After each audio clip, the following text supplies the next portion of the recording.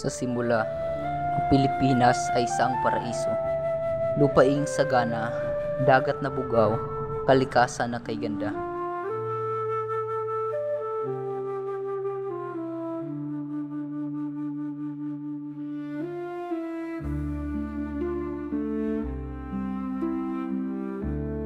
Ang araw ay buhay.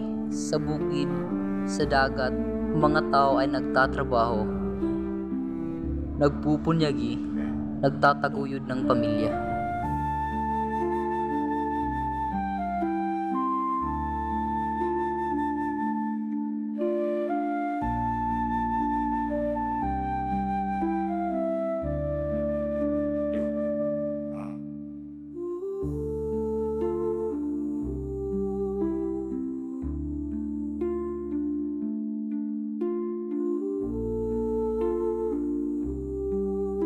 Sa bawat pagsama-sama, ang kanilang kultura ay buhay, ang kanilang espiritu ay malakas.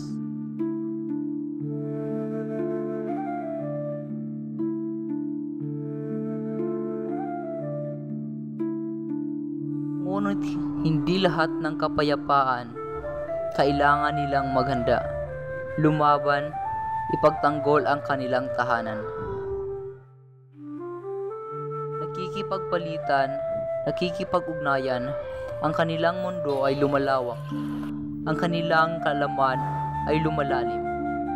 Ngunit ang lahat ay magbabago, isang pagdating na magbubukas ng bagong kabanata sa kasaysayan. Ang kapayapaan ay masisira, digmaan ang kanilang haharapin, pagsubok sa kanilang katatagan.